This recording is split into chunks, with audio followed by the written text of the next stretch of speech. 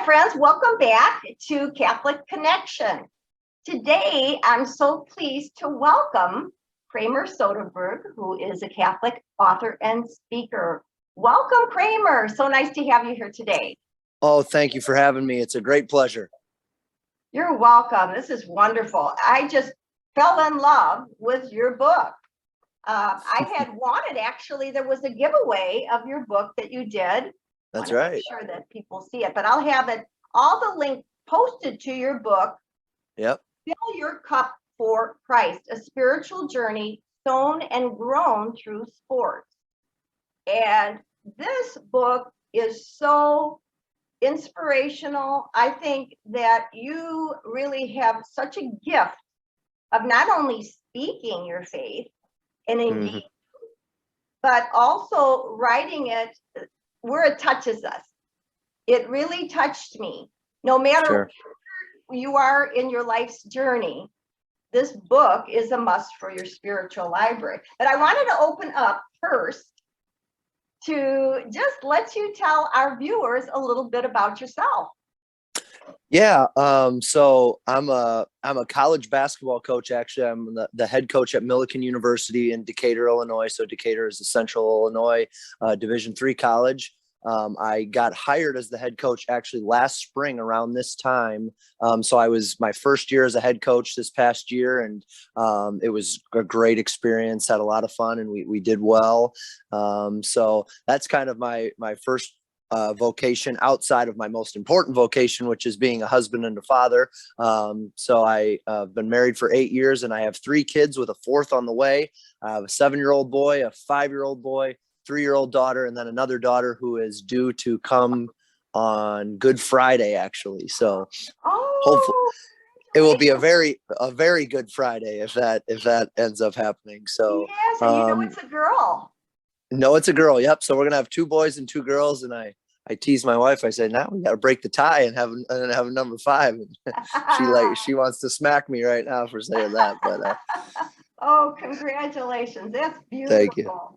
Thank you. Beautiful. So yeah, outside of coaching and being a husband and a father, I've kind of begun just a little ministry, a little Catholic ministry that has grown over the years. And as you mentioned, I wrote a book about 2 years ago that I released, and it's reaped a lot of great fruit. And it's been wonderful to hear from people who have read it and have had it affect their lives. And it has led to opportunities for me to speak in front of parishes and men's groups and youth groups. And it's just been wonderful what God's grace has done through me, someone who, if I look back on my life, I would have never guessed that I would have written a book about my Catholic faith and been talking about it. No way.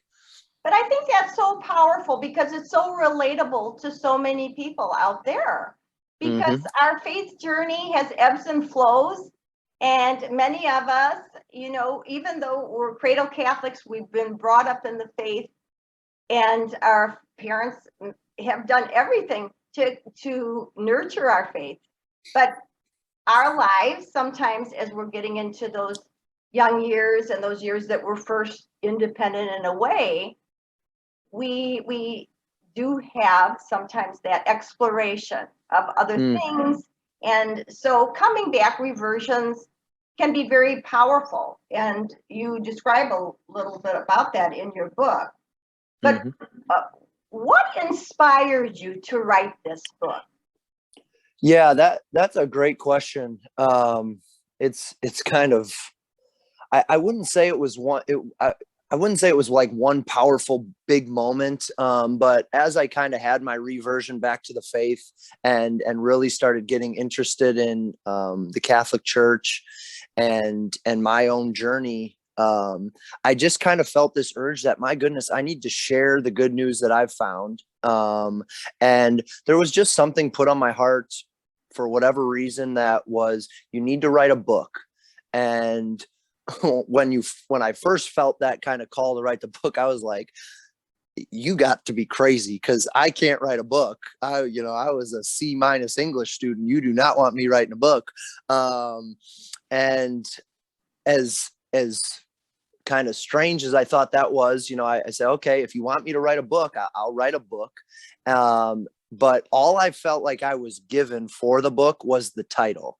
I felt like when I first got that put on my heart, I knew instantly what the title was supposed to be. But after that, I had no clue I didn't know where to start. I didn't know how to publish a book. I didn't know what I was doing. So I had the title of the book, Fill Your Cup for Christ. I knew that was the title. And I just basically kind of in faith I opened my laptop and started typing. And it was funny. I was an assistant coach at the time, and we make a lot of bus trips to and from games. And most of my writing for the book was done on those long trips in a bus with a bunch of college guys behind me. And I'm just typing away before the game. And yeah, I kind of just grace that you received to do this, because that was a calling for you. That was a definite calling. And you said that you had written it, wasn't it in just a matter of months that you actually gathered the ideas and wrote the book? Yeah, I probably started typing in, I think, mid-December, and I think I was completed with the book by April. I had wrote the whole thing. Obviously I had to go back. The next step, and probably a longer step, was going back through trying to edit it and get it published and get the cover done and all those things that I had no clue even where to start or how to do. That was the longer process. But the words for the book, it felt like they just came out. And again, passion, Kramer, I have to say that's what the takeaway, and that's why I want everybody to read your book, because you write it with so much passion. When you say fill your cup for Christ and fall in love with Jesus, that was so apparent reading the pages of your book. That passion, that excitement, that love that you want to share with others. And you, because you are a coach, you interweaved through your book that same analogy, that sports analogy, as an athlete and a coach that you are. Yeah. And so that helped us as readers. It inspired us, I feel, as readers, the way that you approached the book and gave us sort of a format. How are we going to attain these goals? How are we going to attain the fulfillment, that relationship with Christ? Yeah. So, it was interesting for me. You kind of mentioned us being cradle Catholics. And for me, it was always, my faith was just something I was forced to do almost. Mom and dad made me go to church and I didn't want to, and I was bored with it. All the things that everybody says. When I went off to, college, that's when I fell away like most kids do, no matter the denomination. And when I started to kind of rekindle the fire of my faith, I was still unsure. I was still unsure about the Catholic side of things. And I'd kind of grown a disdain for the Catholic Church in my experiences of learning about other faiths. But that kind of led me to I say to my book, I wanted to prove my dad wrong, that the Catholic faith wasn't the true faith.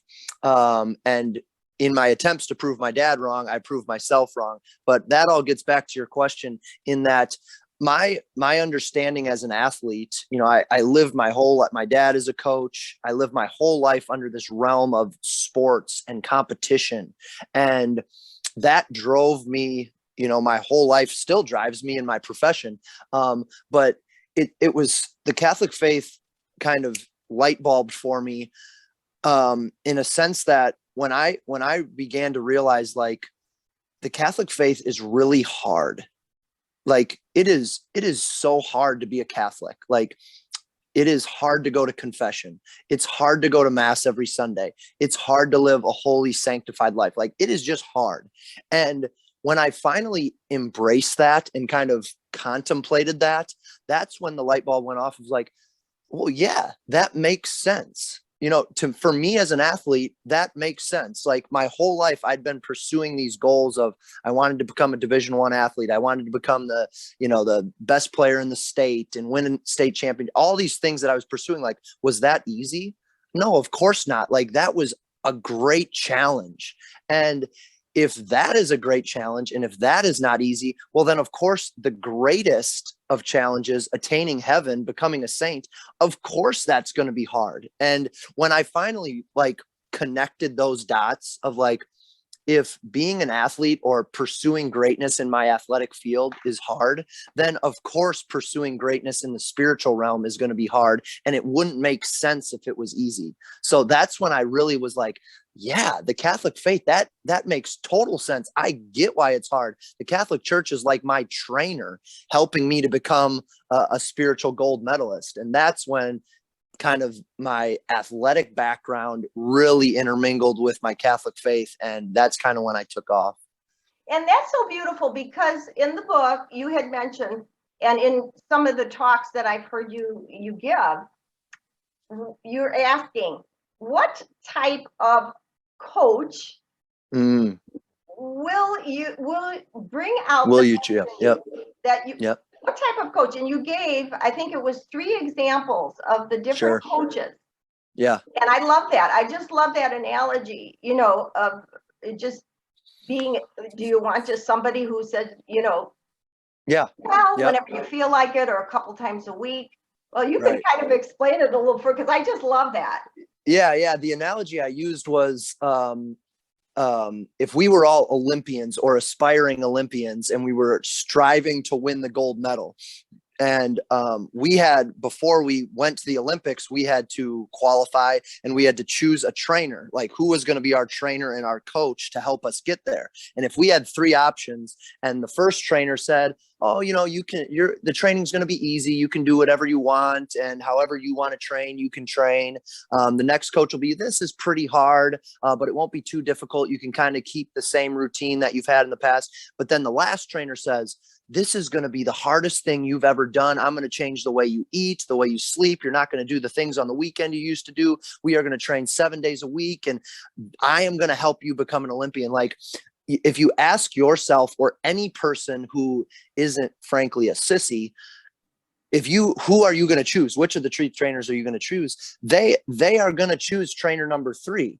And why are they going to choose trainer number 3? Is because they know if you're trying to do something difficult, the road to get there is going to be difficult. If you don't train hard to be an Olympian, you aren't going to be an Olympian. So that analogy, I think, connects with a lot of people, because yeah, of course we're going to choose trainer number 3 as an Olympian. And my point is, the Catholic Church is trainer number 3. I think there's truth in many denominations of the Christian life. However, I think the Catholic Church, I've come to know that the Catholic Church is the fullness of faith, and they are trainer number 3. They push you really hard. And there's some things in the Catholic Church that are hard to do, contraceptives, and, that the teaching on contraceptives, the teaching on, sexuality and all the things that we've already, that those are hard things that most other denominations shy away from, because they don't want to challenge the people that way. So there certainly is an aspect, a very, very crucial aspect of accountability. Accountability Yep. in our faith. Yep. And as in sports, in trying to achieve a certain level, is accountability. Sure. You have to have discipline, and you have to, put in the work. Absolutely. And, and doesn't mean that there's not struggles along the way. And that's what you point out in your book as well. You're very honest about the struggles that you had. You have a chapter in your book entitled My Journey into the Desert. And you describe a very difficult time in your life. What was that time like for you, and how was your faith challenged as you carried your cross? Yeah, as you mentioned, I in my book, I implement my faith journey a little bit. I wouldn't say the book is like an autobiography, but my journey kind of home is kind of implemented in there. And the part that you mentioned, I think, comes in the second quarter, called The Trial. And that talks a little bit about my struggle, and the struggle that actually led me to really rejuvenate my faith. And it was in the summer of 2015. My dad, who I had been working for as his assistant coach at Lindenwood University, he got a job as an assistant coach at the University of Virginia, and he's still the assistant coach there now. But when he got the job there, I was out of the job. You know, my supervisor, my boss, the head coach left. So the assistant coach no longer has a job.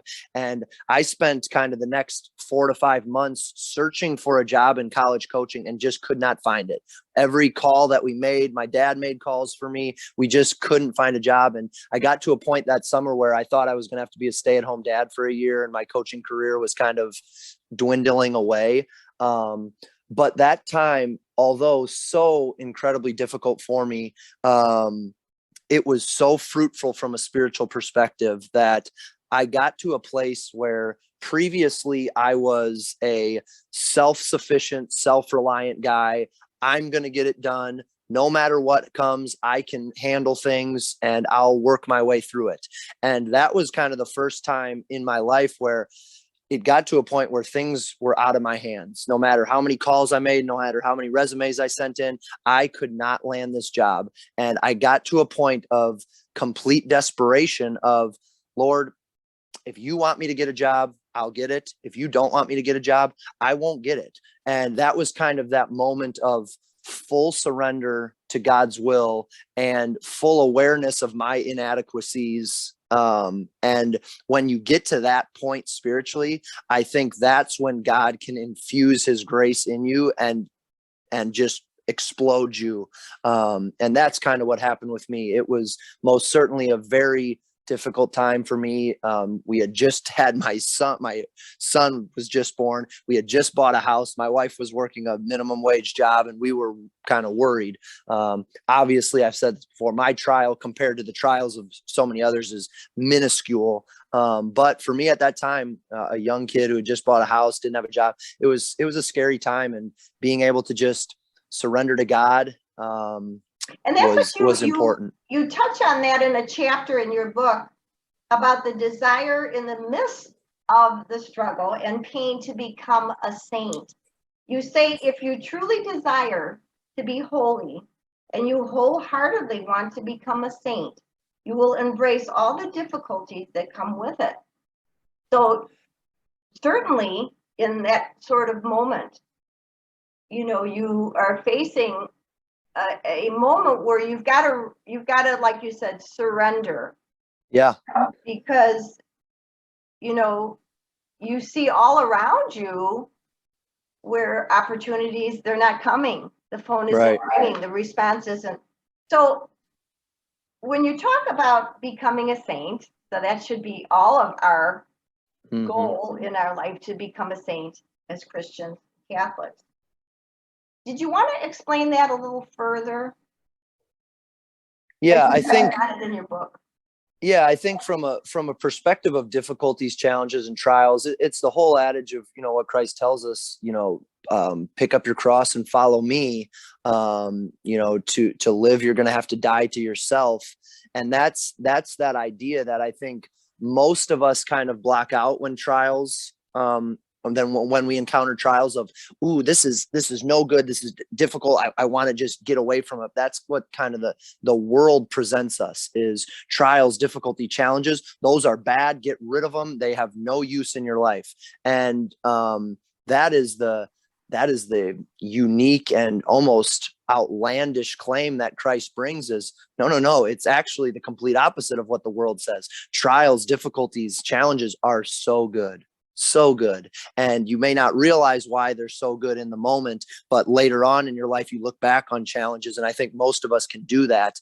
You look back on the challenges, difficulties that happen in your life, and you will find great good that have come out of them. So I think that, I mean, not only for our individual selves, when we face trials and difficulties, picking up that cross, it will enhance our spiritual selves, but also then the ability to take trials and use them, you know, as we as Catholics know, use those trials to not only sanctify ourselves, but merit others. And that's what I've recently been trying to do, especially in this season of Lent, is any difficulty and trial. Okay, Lord, I offer this to you, this challenge to you, for maybe a family member of mine who have fallen from the faith, maybe a family member of mine who has just passed away. We can use those challenges as great merit to contribute to Christ's sacrifice on the cross.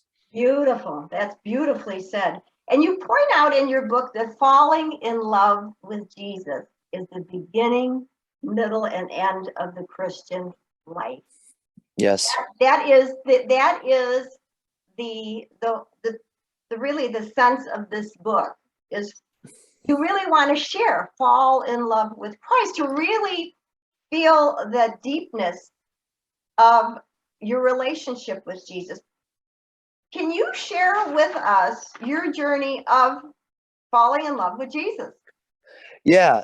I think that the reason I started with that is because I didn't really know who my audience was going to be for this book. Did I hope it was cradle Catholics? Yeah. Did I hope it was fallen away Catholics? Yeah. Did I hope non-Catholics would read it? Yeah. I hope a large different, many different people read it. But the thing I wanted to get across was kind of for my journey as a cradle Catholic coming up in, Catholic schools. I always felt like what I was given first were, okay, here are the rules that you have to do. Here are the things that you have to follow, and just do those things. And what I felt like was challenging for me is I had no motivation to do those things first. And similar to really anything, athletic perspective, professional perspective, you aren't going to want to do hard things if you're not in love with what you're doing. You're not going to want to put your whole self into your job if you don't love your job. And that is the same as the Christian life, in that if you aren't head over heels in love with Jesus Christ, there's always going to be something that stops you from wanting to keep going. That when the trials do come, you're going to want to stop if you aren't in love. Being in love is the greatest motivator ever. It's a better motivator than money, than honor, than pride. It's the greatest motivator of all time. So if you can fall in love with Jesus and just be so in love that nothing will stop that, then you are ready to say, okay, Jesus, I'm so in love with you. Whatever you want me to do, I'll do it. Just tell me what you want me to do, and I'm going to do it because I'm in love with you. It's the same kind of feeling I got when I started falling in love with my wife. Is, okay, I am so in love with this woman. Whatever she wants me to do, I'll do it for her. Whatever makes her happy, I'm going to do. And that's the idea behind, we have to fall in love with Christ first. Then everything else with our faith will fall in line, and we will desire to do them. And then to answer your question, sorry, I'm rambling. Personally, for me, the journey of falling in love with Jesus kind of began with a couple books, and that weren't necessarily Catholic books, weren't necessarily, theology books. They were just books kind of about Jesus and his humanity. And when I began to fall in love with Jesus, the person, of like, my goodness, like, this man is incredible. Like, I can't describe him. Why does he act this way? Why does he love those who don't love him? Why does he, just the more I learned about Jesus, the person, not the religion, not Catholicism, Jesus, the person, he's irresistible. He's irresistible.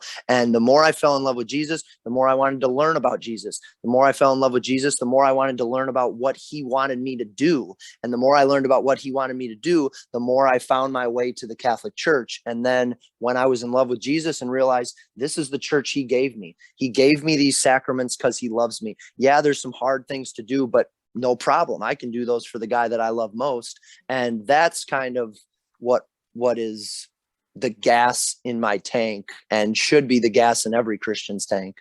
Beautiful. And I think this leads to your suggestion of making a priority list. And in order to see where are we placing our time and our efforts and our energies. And you asked to rate the following: work, TV, phone, internet, family, friends, sports, and God.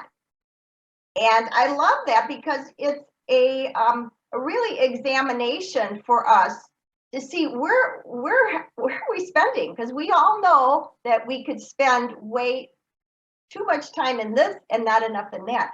So can you explain the best way to prioritize this list and why?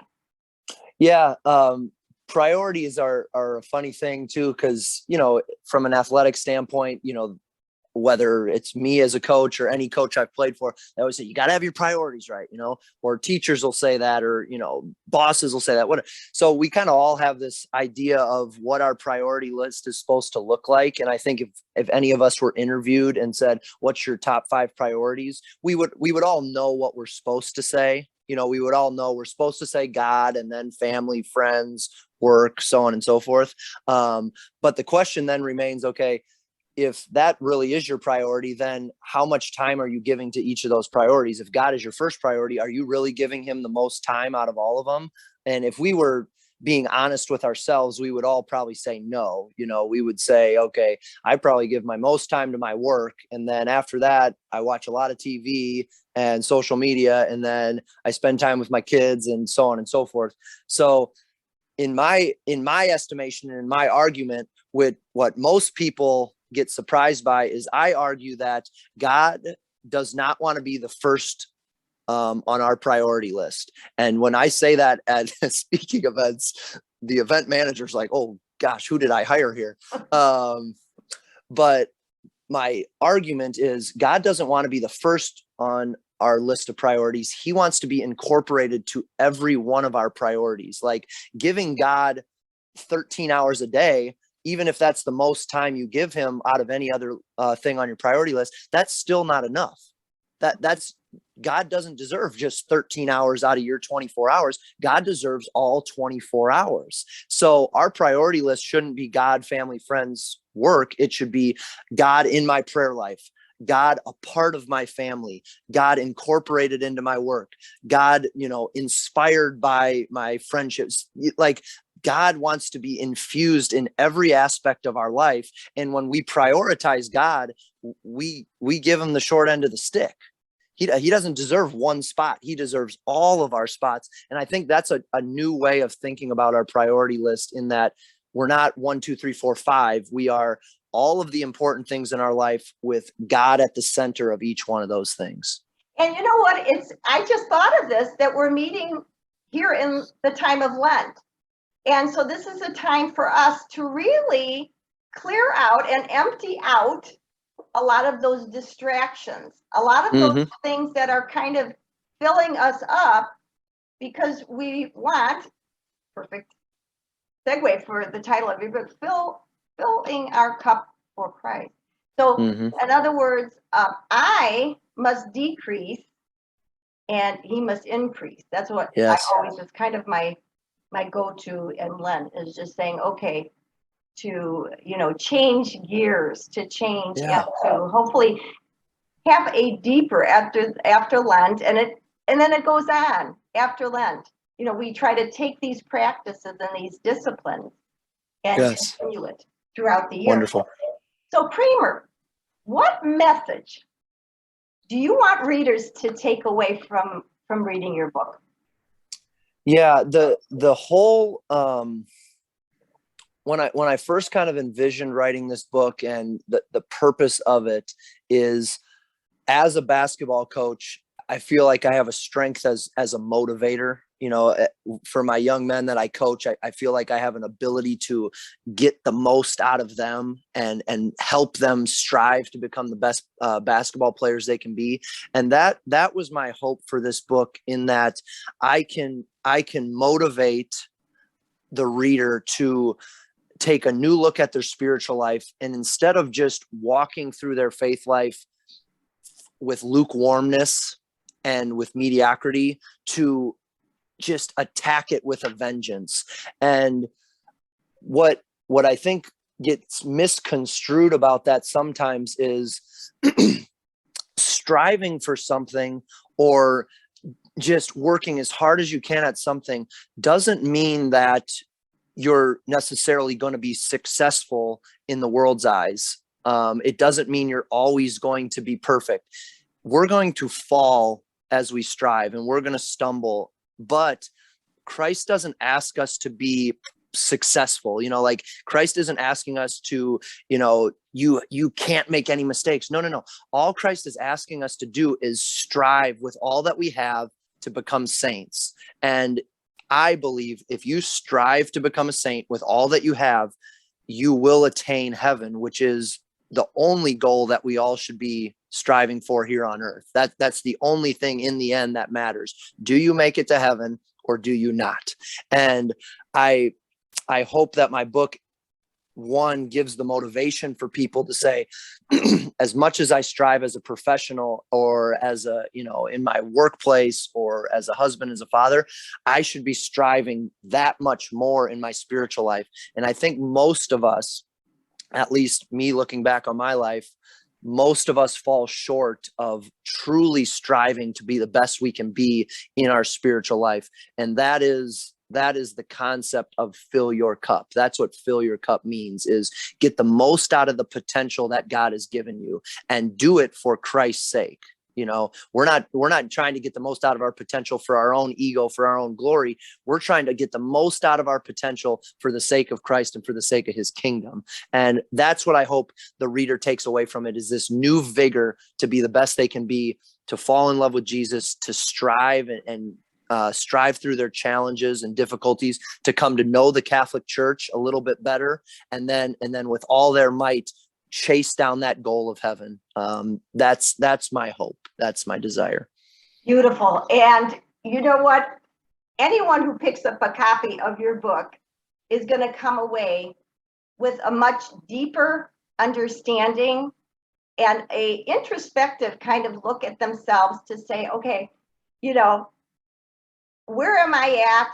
And where do I want to strive to be in my relationship with Jesus? Because it is written so beautifully and so motivationally. So I just encourage everyone. I'll link below on my channel where you can get a copy of your book. Great. Obviously, go to your website, www.kramersoderberg.com. Yep. And it's also available on Amazon too. Yep. And then if anyone did want, I've done signed copies before, or I always do a little less expensive copies for people who just reach out to me directly. So the main place to connect with me is on Instagram. I have a little Instagram ministry at A Catholic Coach is my little handle there, and I try to put motivational stuff on there and have fun with it. I love what you're doing, Kramer. I love it. I just love, you've got your own style. You take those Bible quotes and you give it to us to relate to. You have really creative reels that you'll do, and I just love it. I love your ministry, and I'm so grateful that you took time to share with the viewers your wonderful book and your motivation for all of us to dig deeper and grow deeper in our faith and our relationship with Jesus. So thank you so much. God bless. And oh no, thank you for having me. It was a great pleasure. Always good to talk about Jesus. Thank you so much. God bless. Take care. You too.